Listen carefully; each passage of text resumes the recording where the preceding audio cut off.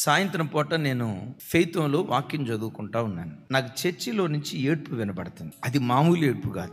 100 గొవ్వలు కలిసి మూలుగుతుంటే ఎట్లాంటి ధ్వని వినబడుతుందో అట్లాంటి మూలుగు.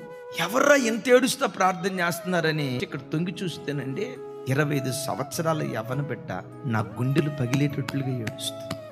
ఆ బిడ్డ దేని కొరకు ఏడుస్తుందో తెలుసా? లోకంలో నశించిపోతున్న ప్రజల కొరకు కన్నీరు మున్నీరుగా ఏడుస్తూ ప్రార్థన చేస్తుందండి. దేవా, కోట్ల కోట్ల కొలది ఆత్మలు నరకానికి వెళ్ళిపోతున్నాయి. నిజదేవుడు ఎవరో తెలియక విగ్రహారాధికులుగా మిగిలిపోతున్నారు. దైవము కాని వాటిని ప్రజలు ఆరాధిస్తున్నారు. కొంతమంది మీరు నిజదేవుడని ఎరిగినా నామకార్థ స్థితిలో నలిగిపోతూ నామకార్థ క్రైస్తవం ఎక్కువైపోయిందయ్యా. ప్రజలు నరకానికి వెళ్ళకూడదు.